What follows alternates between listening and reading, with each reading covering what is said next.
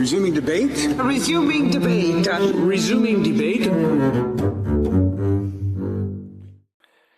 All right. Hi, everyone. Welcome to another episode of the Resuming Debate podcast. I'm your host, MP Garnett Genuis, and I just love this opportunity to have longer form, detailed conversations about big issues facing our country and the world. We're going to talk about Afghanistan today. After the September 11th, 2001 attacks on the United States, Canada and many other countries were actively involved in trying to bring about and support the development of democracy in Afghanistan. A great deal was spent. Canadian soldiers died in that effort, as did the soldiers and civilians from various other countries. And 20 years after, almost exactly 20 years after that, the Taliban again took over Afghanistan. And this is obviously very painful for the Afghan people and also for other countries that were involved in supporting that democratization process. But what's important for you to know and take from this episode, this discussion, is that the fight for freedom and democracy in Afghanistan is not over. There is, I think, a lot of pain and pessimism when people reflect on the efforts that were made, and nonetheless, the fact that the Taliban took control again. But the fight is not over. There is more that can be done. There are lessons that can be learned to help Afghanistan move forward in a positive way. And joining me for a discussion about that is Ali Nazary, the head of foreign relations for the National Resistance Front. Mr. Nazary, thank you so much for joining us today. Thank you very much for having me, Mr. Genuis. It's great to see you today. Yes, thank you. So we've hosted you on Parliament Hill before, and I'm pleased to be able to help promote your message with a broader audience virtually. Could you tell us at the outset, what is the National Resistance Front? What are you trying to achieve? How are you operating? What's the nature of your organization? It's truly an honor to be part of this podcast today. And to answer your first question, the National Resistance Front of Afghanistan is the last remaining democratic forces within the country. It's basically made up of the remnants of Afghanistan's military forces many who were trained by Canadians in the last 20 years. And so on August 15th, 2021, when the Republic of Afghanistan fell, the remnants of the military forces went to the north to a valley known as the Panjshir Valley, a very historic one that was able to resist against the Soviets and the Taliban and Al-Qaeda back in the 1990s. And so from that valley, the remnants of the former government, the military forces, and led by Mr. Ahmad Massoud, the son of the late Commander Ahmad Shah Massoud, who was assassinated 2 days prior to 9/11, declared the National Resistance Front of Afghanistan. These democratic forces, of course, the National Resistance Front of Afghanistan is made up of both military forces. It has a military wing, and at the same time, it has a political wing. The vision that we are struggling for is to establish a democratic, decentralized, pluralistic Afghanistan, where every single citizen, regardless of their race, regardless of their gender, and their ethnic background, will have equal rights in the future of the country. And so for the past almost 3 years now, we have been resisting the Taliban and the other 20 terrorist groups that are aligned with the Taliban terrorist group in order to establish this democratic Afghanistan in the future through military, political, civil means. And we have been making strides and many achievements towards this goal. Okay, that's fascinating. In that 3 years, what has shifted and changed?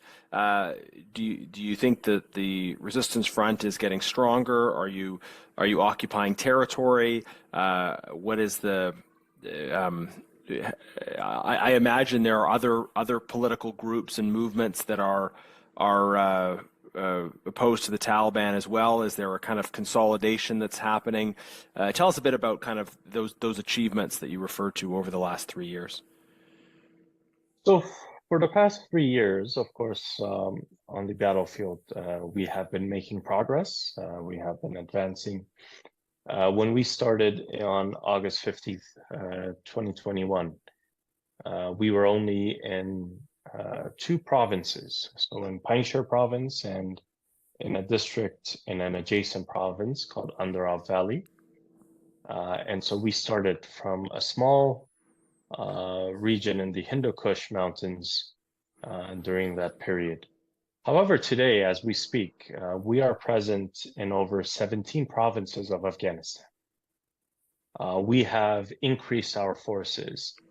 We have improved our tactics, our overall military strategy.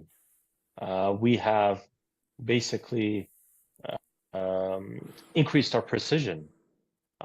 We have brought down our casualties, and we have been able to very much cause exhaustion on the enemy side.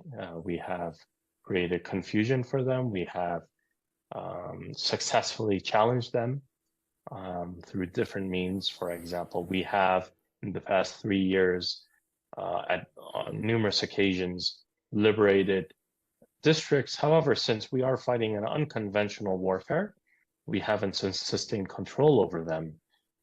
We have improved our forces equipment. For example, in the first year and second year, our forces were unable to launch operations during the night.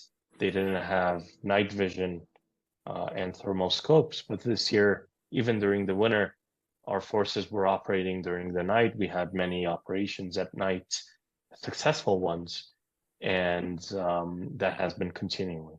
This year, our fighting has intensified. We are targeting more strategic areas. Our spring offensive started 3 weeks before spring equinox this year, and our first major operation was against the military side of Kabul airports. Most of our attacks so far has been very much successful in attacking the Taliban's facilities, infrastructure, their forces. We have increased our presence and our operations within Kabul city.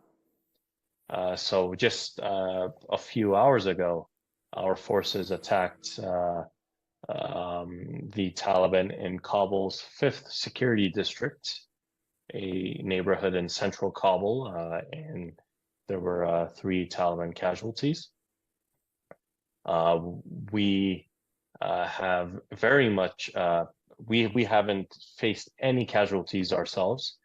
One thing that we've been very much careful is to avoid civilian casualties, and fortunately, there has been no civilian casualties. It's very interesting that in all types of warfare, even the most just and righteous one, there is always civilian casualties. However, there is no instance in the last 3 years, especially this year, where our attacks and operations have intensified, where there is civilian casualties. We've only been attacking and operating in areas where there is no civilians, and so it's only the Taliban terrorists and other terrorists who are being attacked. Mm-hmm. So what you're describing is a guerrilla campaign. So it's not as if there are provinces or cities that we would say are politically liberated or separate, but what you're more describing is you're intensifying a campaign of guerrilla tactics that undermine Taliban control and create the conditions for an eventual kind of liberation. Is that correct?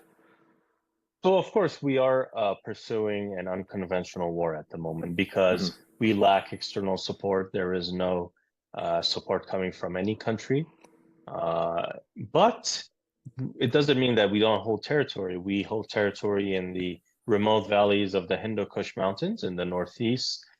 We have our bases, we have our forces, we have our commanders and our rank and file and so forth, which we've shown through videos, through images, and so forth.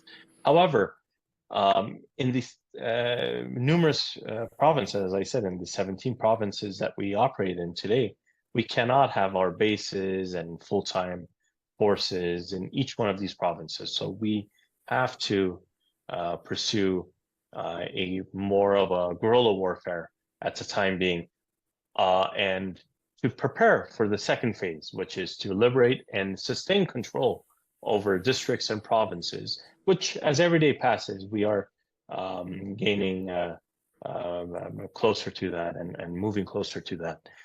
Yet, in order for us to officially move to that phase, we will certainly need external support, which I, as the head of foreign relations for the NRF, have been going everywhere, traveling everywhere, advocating for this righteous cause in order for us to fight our common enemies. Because one thing that is very much clear, Mr. Genuis, is that we're not only fighting the enemies of Afghanistan's people, we're fighting the enemies of humanity. It's not only the Taliban terrorist group that we're fighting against. We're fighting against 20 plus terrorist groups. From day one, we have been continuing the global war on terror. Unfortunately, our allies abandoned the global war on terror in August of 2021. It's our forces, it's our people who have been continuing this for the last 3 years. And this is something that has been verified. For example, less than a year ago, the United Nations Security Council, they published a report and verified our claims. They wrote in the report that came out from the United Nations Security Council that the NRF, the National Resistance Front of Afghanistan, is not only fighting the Taliban, but they're fighting against the Taliban and Al-Qaeda, Daesh, and the numerous other regional terrorist groups that have flooded Afghanistan after August 2021. So it is a fight for our for humanity. It's a fight for global security and global stability. And for this reason, the National Resistance Front has to be supported. If we're not supported, and if we're unable to defeat the 20 plus terrorist groups that are present today in Afghanistan, that are being supported and assisted by the Taliban, they are receiving protection by the Taliban, then this threat is going to spread and one day will reach North America. And we've seen this precedent in history. If there were measures made before 9/11, I'm sure that attack would have been prevented. But Afghanistan was ignored back in the 1990s, and we saw the consequences. Today, it's being ignored once again. Mm-hmm. So you're the head of foreign relations for the National Resistance Front, which is like a foreign minister, and your role is to talk to people like me and other politicians and everyday citizens around the world, and make the case for what you're trying to do, increase awareness about it, and seek support for it. I think that. Probably, I'm going to guess here that one of the biggest challenges you have, at least talking to people in the West, is they say, "Man, we want to help you. We tried that. We tried that for 20 years, and we didn't succeed. So, what can we possibly do now?" How do you challenge that pessimism from people that maybe think we tried that, the fight's over, there's nothing left to be done? Well, I wish it was that easy, but I have to remind everyone that, of course, we weren't on the losing side until the United States decided to be on the losing side. Before the negotiations started in 2018, the Taliban didn't control territory inside Afghanistan. The Taliban didn't have the confidence that they have today, and it wasn't basically a war where NATO or a specific country in NATO was facing casualties, was very much on the losing side. We were successful in establishing a democratic government inside Afghanistan. There was a military inside Afghanistan that was well trained, that were fighting all of these terrorist forces. Of course, we had casualties. There were thousands of our forces who were fighting against the Taliban and sacrificed their lives to annihilate this threat that faces all of us. Yet we were able to sustain the political and security order.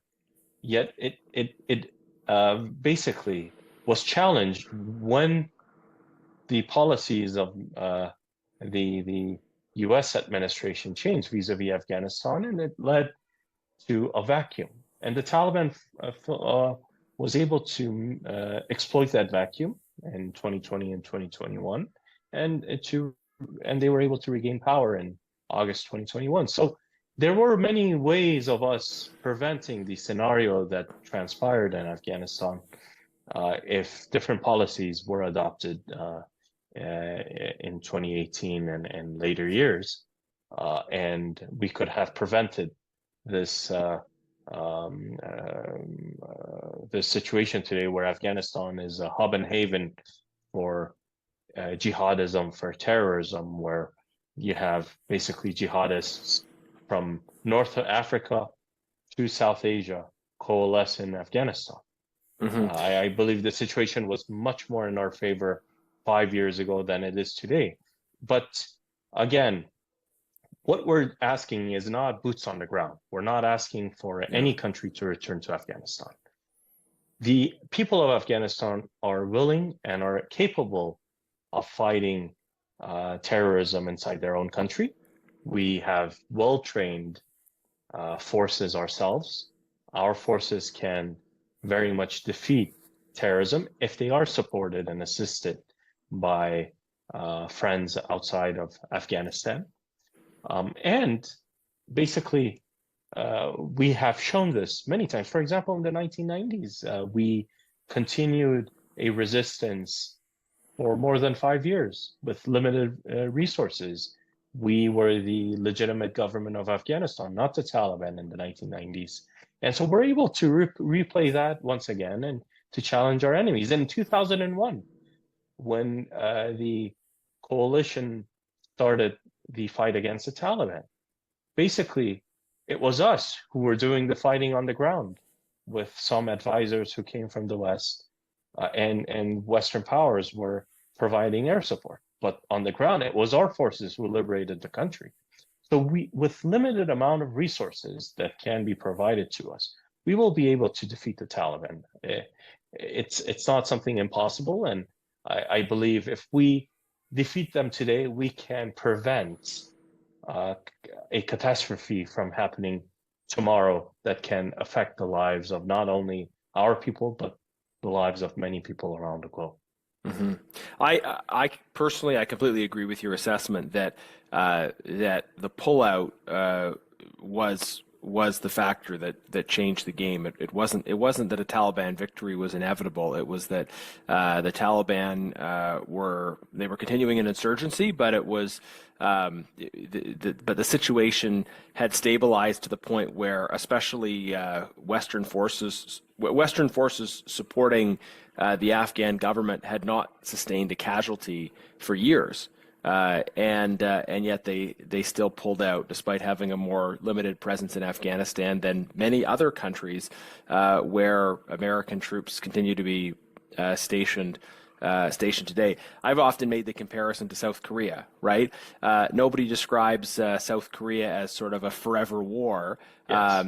There continue to be American troops in South Korea today, and they play an important reassurance function, promoting peace by deterring aggression, and it would be absurd to say that they are participating in a forever war by being there. They're providing a reassurance function that is sensible and in everybody's interest, and yet somehow the continuing presence in Afghanistan was portrayed differently. Just looking at the hypothetical, though, and I want to kind of move us up to the present and talk about your needs and things you're asking for today, but just kind of that past hypothetical. If you had an American administration or other administrations that were more prepared to stay the course, how much longer would it have taken before their presence was no longer necessary? Was it 5 years? Was it 10 years? Or would you have wanted to see some kind of modest Western presence continuing for a longer period of time? Well, one thing that I have to make clear is that, of course, Afghanistan's government had its problems, had its shortcomings, and there was many political crises throughout the 20 years. It wasn't, of course, an ideal democracy, yet it needed time to mature, as in every democracy. But of course, we could have reached a point where NATO forces could have withdrew from Afghanistan. One was a new generation was about to take the torch from the older generation, and a new generation was about to take over the leadership of the country. For 20 years, NATO stayed in Afghanistan. They invested in a new generation. And that generation that went to prestigious universities, who acquired skills, who became highly educated, who could have entered both the civilian government and the military. They didn't really have much time in the past 20 years to have reached the leadership roles that they needed.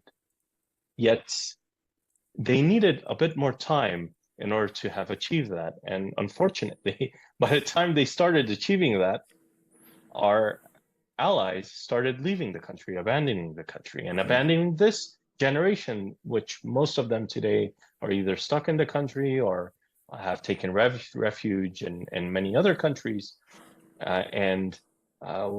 There wasn't much time for this new generation to bring improvements in governance, to bring improvement in the security of the country with the new skills that they acquired and so forth. So this was one matter. If there was more time given to at least this new generation that was rising, we could have seen a better Afghanistan in the future. Second is, of course, political reform within Afghanistan's government. We believe one reason why the government started losing legitimacy, and I myself, I was part of the opposition, so I wasn't part of the government. And so we were asking for reform, reform in the electoral system, reform in the constitution, because as you may know, Mr. Genuis, Afghanistan is a highly diverse country. It's a country that lacks any majority, so no ethnic group constitutes a majority in the country. Everyone is a minority. And what we were asking was a better distribution of power between Kabul, the capital, and the provinces and other levels of governments. So people could see themselves in decision-making and policy-making. Basically, all power was concentrated in Kabul in the hands of one individual, the president, for the last 20 years. And this didn't really allow democracy to mature, to very much take root in our society. One thing that was clear was that Afghanistan's people supported democracy. In the 20 years that we had the Democratic Republic, we never saw a mass uprising against democracy, against the constitution, against the republic. The Taliban were working day and night to very much provoke an uprising, even on a village level, meaning a whole village rising up against the republic. They were never able to achieve that. basically showing that the people of Afghanistan embraced democracy after 2001. This is something going back to history.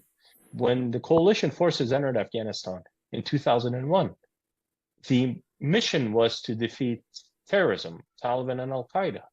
It was Afghanistan's people, Afghanistan's political forces that proposed to the coalition forces that, since you guys are here, support our aspiration for a democratic government, which Mr. Bush back then and other world leaders accepted it, and they started supporting the democratic process in Afghanistan. So Afghanistan's people have been fighting for democracy for decades, even before the intervention happened in 2001. And we're still fighting for democracy even after we were abandoned in August 2021. So this is an aspiration that we've been fighting for decades, that our people supported in the 20 years. And basically, if we had a bit more time, we could have sustained the political order that came into being with a bit of reform and with a new generation coming to power and leading the country.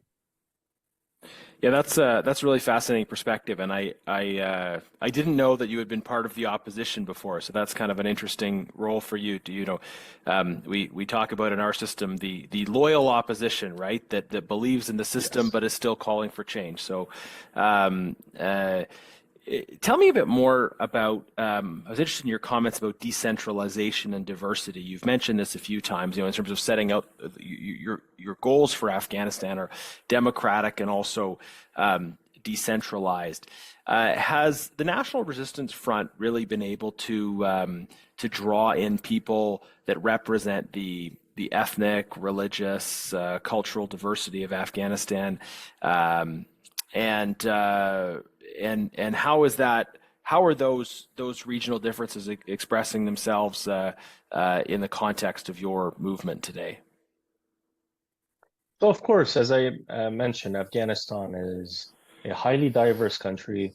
It's a multicultural, multinational state. It's not a nation state. We're made up of different national identities, different ethnic groups, or religious groups, and that is the beauty of our country, and we believe we should embrace our diversity as much as possible. The Taliban are doing the complete opposite. They're trying to erase this diversity.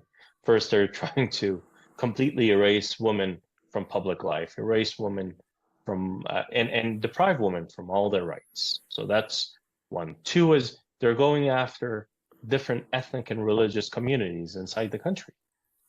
Afghanistan, since the Taliban returned, Afghanistan lost its Jewish community, is losing its Hindu and Sikh community. So for the first time in Afghanistan's history, in our few thousand years of history, we're losing our religious diversity. This is a sad moment in our history where, unfortunately, as every day passes, it's becoming a reality that Afghanistan is losing this diversity, which we've had for thousands of years. And of course, we even within the Muslim community, we have different sects. We have the Sunnis, we have the 12er Shiites, we have the Shia Ismailis, and so there's a lot of diversity inside the country. And in our perspective, the only way to bring lasting peace in the country and for a peaceful coexistence to come into being is to adopt multiculturalism or pluralism, and for all these identities to coexist peacefully, to have equal rights, to be able to be promoted by each of its communities, and for no one to have the right to erase someone else's identity. So this is something that we believe in. This is something that we've been stating for decades. The leader of the National Resistance Front, which I want to show a copy of that book right now, has written a book recently. It came out a week ago. It's called In the Name of My Father, Struggling for freedom in Afghanistan. And in this book, the leader of the National Resistance Front, Mr. Ahmad Massoud, he writes a few chapters on this matter, on pluralism, multiculturalism, and decentralization in Afghanistan.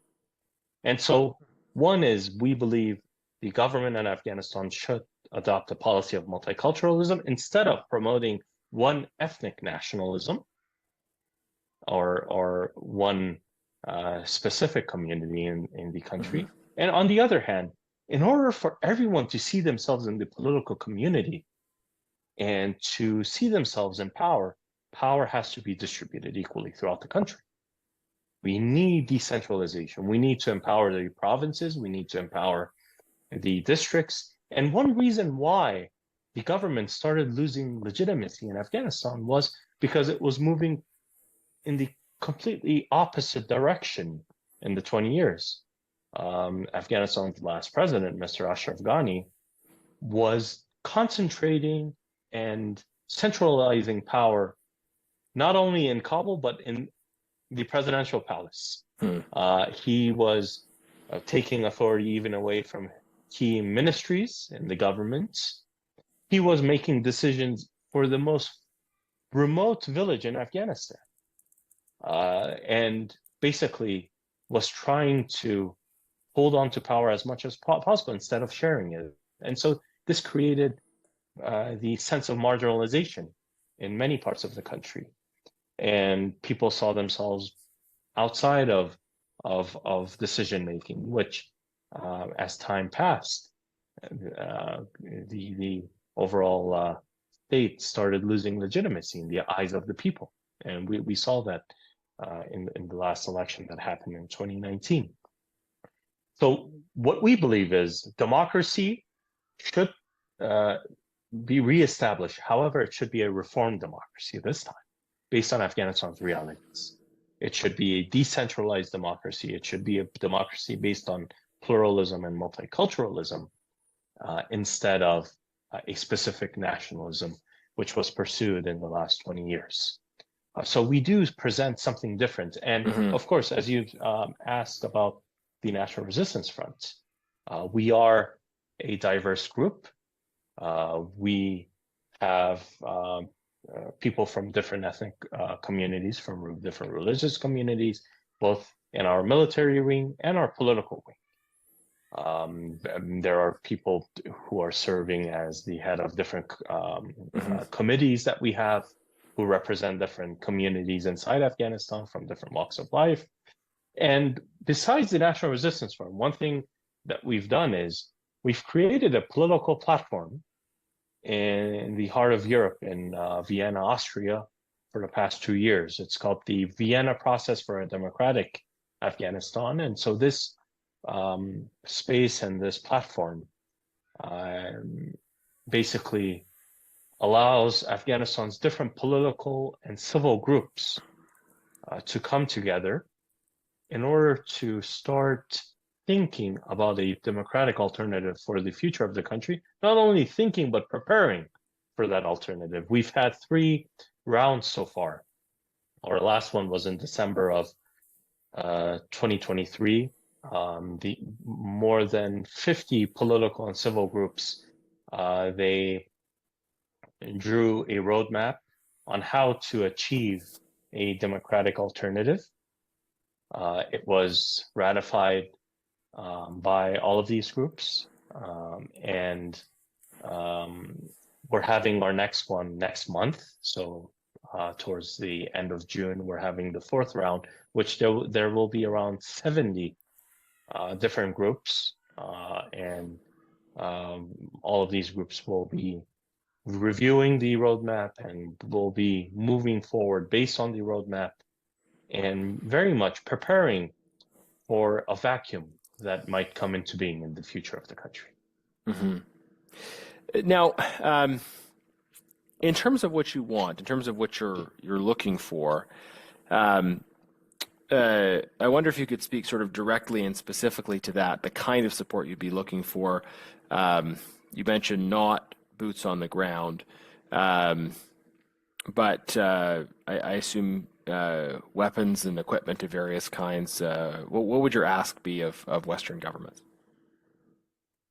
Well, of course, Mr. Genuis, as you may know, when NATO left Afghanistan in August 2021, they left 21 terrorist groups with $6 billion worth of arms, munitions, and equipment.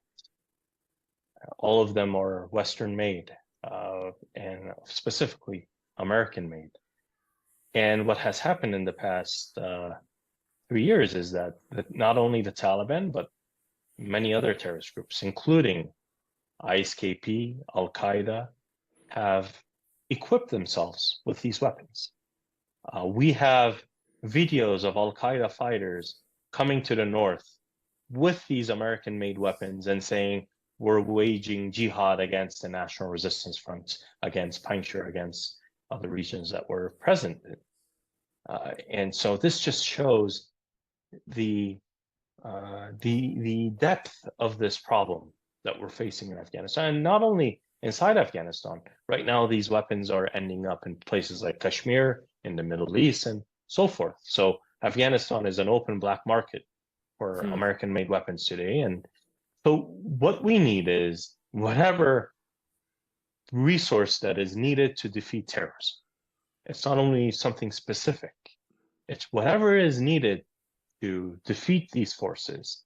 Inside Afghanistan, of course, it's military resources, different types of resources, lethal and non-lethal, for the democratic forces of Afghanistan to find an edge, to gain an edge in the battlefield. Because, of course, we are challenging them, we are fighting them, but we don't have an edge right now. Because, as I mentioned, they are the ones who have all the weapons and munitions that were left behind. Outside of Afghanistan, we need political support. We need different governments, especially democratic governments throughout the world. They have to support democratic forces like us and other political forces from Afghanistan who are against the current situation inside Afghanistan and who are supportive of a democratic future for Afghanistan.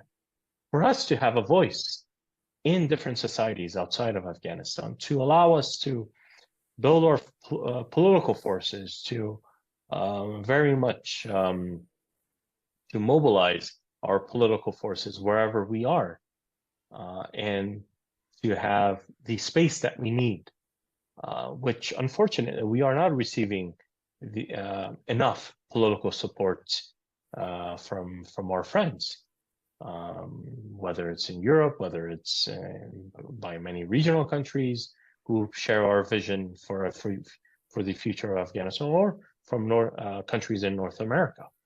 And so what we ask from our friends and from democratic people from countries who support democracy is to, if they're not ready for the military assistance, to provide military assistance, for them to at least provide political support for us.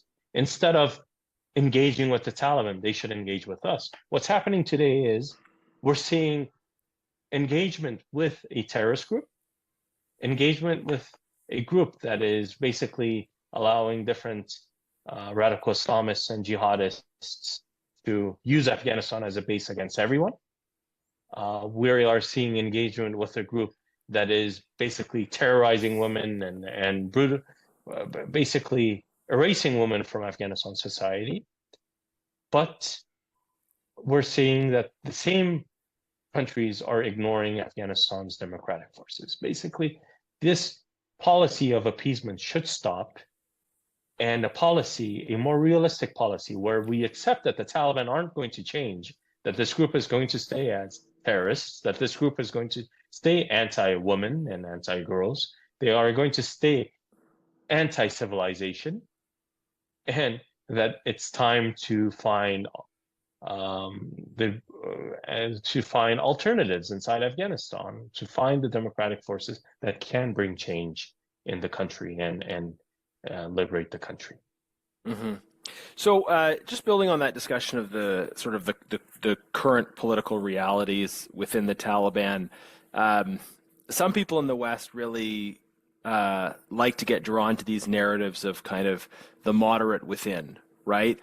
We heard this a lot in terms of the Iranian regime, for example, where they have very much stage managed elections, but in spite of the fact that all of the authority remains in the hands of the supreme leader, that you would have Western commentators sort of speculating about whether the regime approved moderates or the regime approved hardliners would have the upper hand, even though this was a kind of a fictitious managed process. And how do you respond to that sort of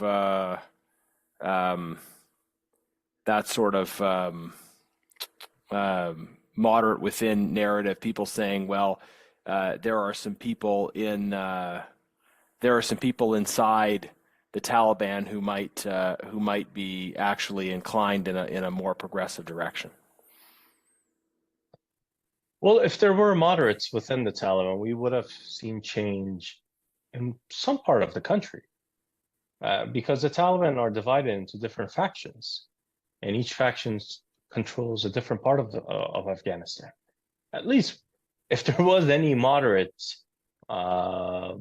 faction within this terrorist group, we would have seen at least one province or a few provinces allow women to attain education or to enter the workforce, re-enter the workforce, of course, and to have allowed people to have rights. But we haven't seen that. Basically, we see uniformity throughout the country, that everyone follows the orders of the Taliban's supreme leader, and no one is willing to challenge that. Of course, they have their differences, but the differences is tactical. The difference isn't based on ideology. They all share the same ideology. We've been engaging with the Taliban, the different factions of the Taliban, for years now, for decades. We know them better than anyone else. And one thing that I can tell you is basically all of them are radicals, and that they share the same ideology. Basically, their competition today, the competition between the different factions, is over power, is over resources. Who's going to become the next supreme leader of the Taliban? Whether it's Sirajuddin Haqqani, whether it's Yaqub, the son of Mullah Omar, or it's someone else within the Kandahari faction. So it's all about power. It's not about a difference of ideology. This is one thing that has been sold by some countries and some lobbyists in favor of the Taliban. But now that 3 years have passed, we know that it's a farce. It's not. And what about some of these reality. other terrorist organizations? Are they actively fighting with each other for power? Are there ideological differences between Daesh, Al Qaeda, Taliban, or are they purely sort of different names on the same basic view of the world? Well, basically all of them, as I mentioned about the factions of the Taliban, when it comes to these terrorist groups, all of them share the same ideology. And it's a bit more complex than what's being portrayed in the media. On the one hand, of course, there is around 21, 22 terrorist groups within Afghanistan today. The Taliban, Al Qaeda, and all terrorist groups except for ISKP are on the one side.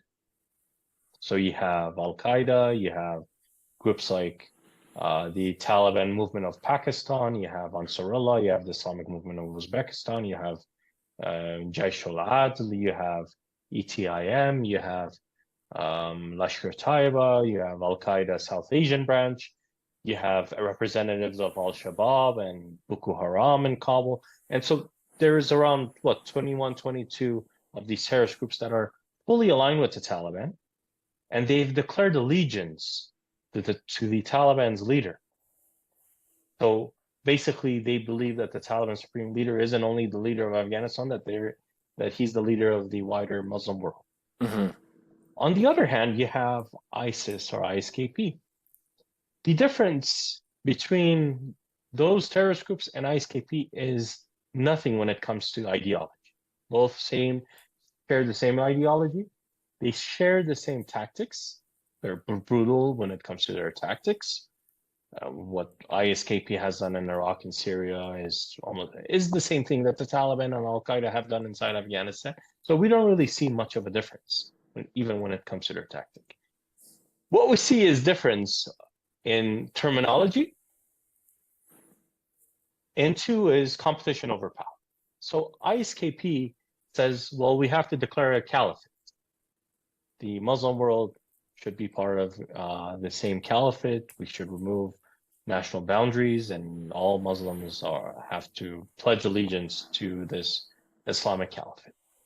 The Taliban says, no, it should be an emirate, an Islamic emirate. And it's the Amir al-Mu'mineen, or the commander of the faithful, that leads all Muslims. So basically, it's a fight between two terminologies. One saying it should be a caliphate, the other says emirate. But both are against national boundaries. Both say we have to control all Muslims. Both say that our leader is the leader of all Muslims. So ideologically, it's the same. It's the same jihadist ideology. For example, the Taliban's supreme leader just 2 months ago came out with an audio recording. In his message, he said, jihad isn't going to end. It hasn't ended after 2021. That we are still hostile towards those who we were fighting against, and that our true enemy is democracy, is universal values, which he labeled as Western values, and so forth. So he's using the same talking points as Al Qaeda, as ISKP, and the other terrorist groups. When it comes to the competition between the Taliban and ISKP, it's not black and white. It's much more gray. It's much more complex than what is being portrayed. In some areas, we see cooperation between the Taliban and ISKP. In some places, we see competition. And what has happened in the last 1.5 years is, of course, because there's factional differences and there's rifts between the Taliban, we see that ISKP has very much exploited these rifts, and they've infiltrated within Taliban ranks. So we see ISKP elements within the Taliban's intelligence, within the Taliban's rank and file, within many of the Taliban's different factions. So ISKP, even though it is challenging the Taliban's leader, is present within the Taliban at the same time. And we're seeing some levels of cooperation at times in different areas between these groups. And of course, at times the Taliban use ISKP to go against their opponents. For example, some of our forces, it was 2 weeks ago, because they were exposed, the only border that is open to Afghanistan's people to take refuge is Iran, because the border with Pakistan and Central Asia are completely closed. So our forces were forced to take refuge in Iran. And the Taliban knew that they went to Iran. They worked with the Iranian authorities. They gave false information to the Iranian government that there's fighters from ISKP that have entered Iranian soil. The Iranian government went and arrested our forces. So they're using this narrative of ISKP to go against democratic forces, to go against the National Resistance Front, to go against other resistance fronts like the Afghanistan Freedom Front and so forth, by using ISKP as a label against us. But when it comes to these terrorist forces, all of them are the same. And of course, for more information about the ideology and basically the commonalities between these terrorist forces, as I mentioned before, this book, In the Name of My Father, Struggling for Freedom in Afghanistan by Ahmad Massoud, the leader of the NRF, very much explains the complex situation when it comes to not only international terrorism within Afghanistan, but beyond Afghanistan, throughout the Muslim world. Yeah. And we will is a threat to all of us. We'll put a link for the book in the show notes as well. Some people will be watching this on YouTube, but others will be listening to the audio on Apple Podcasts and other places that they get those podcasts. So we'll make sure there's a link. I wanted to make sure I got in a question about regional players as well. So we've talked a lot about kind of the West and its relationship with Afghanistan, but you've also got there's sort of this process happening between the Taliban and China. Russia's a player, India, Pakistan, Iran, right on your border. If you could share a little bit about kind of in your roles as the lead for foreign affairs, how these key regional powers are kind of playing into what's happening with Afghanistan, and what kind of dialogue are you at the NRF able to have with them?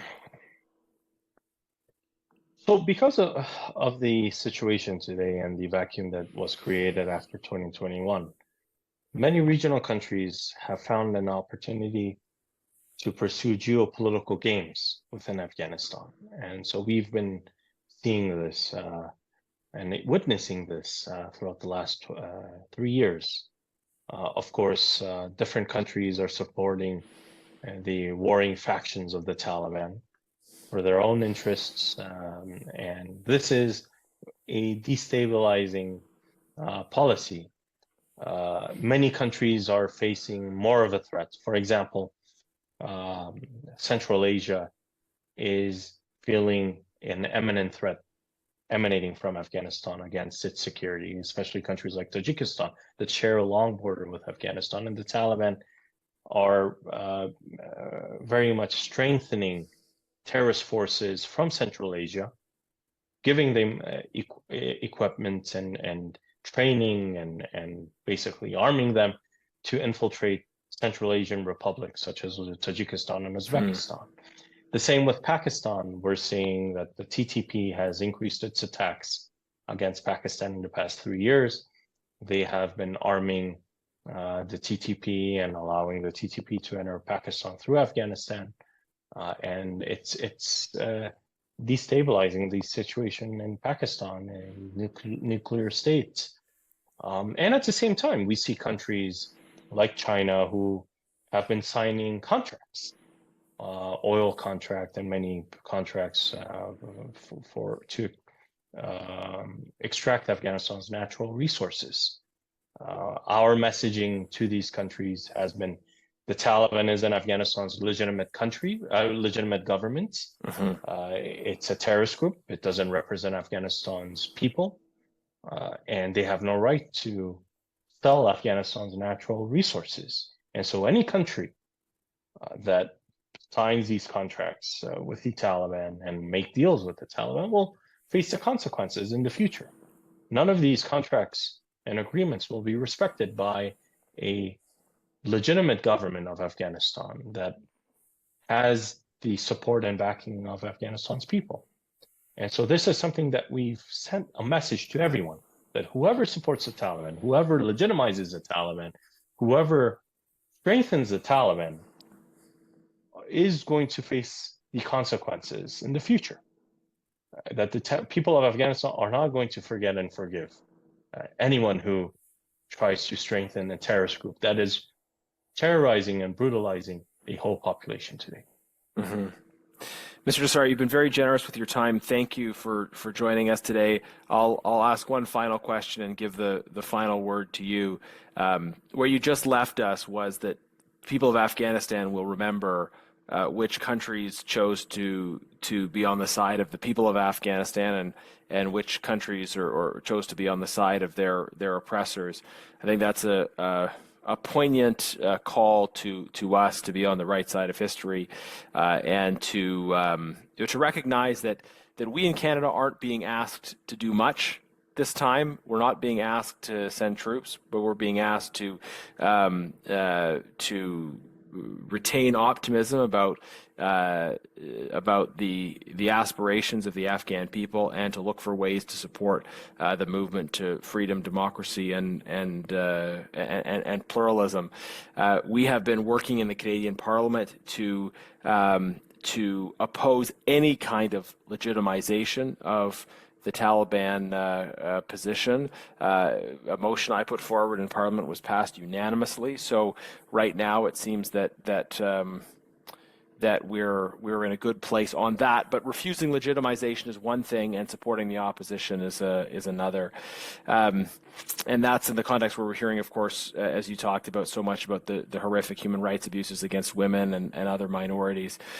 So any final words you have for the people of Canada, our primary audience, about what's happening in Afghanistan, about what we can do, recognizing the close connection that so many Canadians have felt for a long time.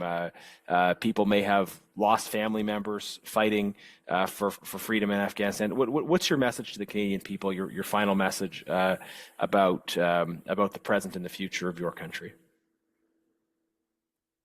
My message to the Canadian people is that our fight is your fight.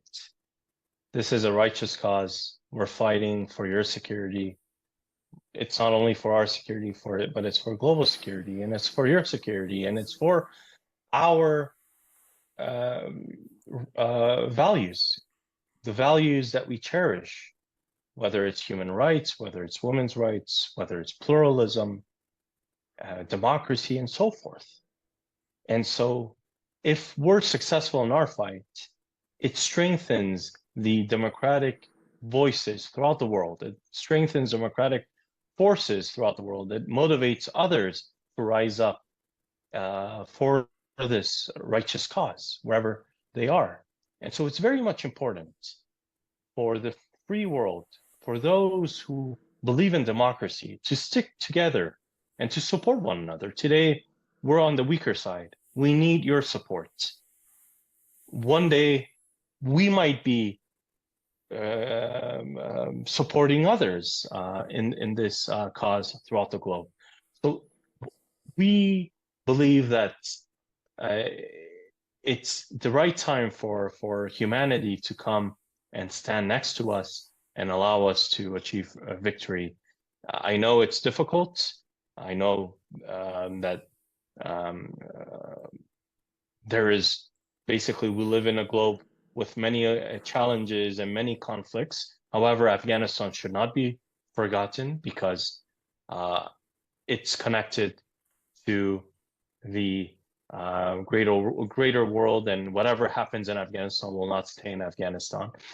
But as a last note, Mr. Genuis, I have to thank you for the time that you've given me today, but at the same time, to thank you for all your efforts in the Canadian Parliament. I have to thank you and your colleagues for standing up and supporting the people of Afghanistan, supporting the democratic forces of Afghanistan, specifically by proposing the resolution that passed unanimously in the Canadian Parliament last year, and many other of your activities and efforts within the Canadian government that have been supportive and encouraging. And so we thank you for that, and we look forward to more support and to more assistance in the future. Well, thank you so much. It's been a pleasure to get to know you and work with you in a number of different contexts and events. We wish you Godspeed in pursuing your vision of a democratic, inclusive, free Afghanistan. This is the Resuming Debate podcast. We do episodes about every 2 weeks on a broad range of topics, some international, some very much into the nitty-gritty of Canadian domestic politics. And if you enjoyed this, please leave a review, follow us on whatever platform you get your podcasts, and we'll be back with another episode of Resuming Debate in 14 days.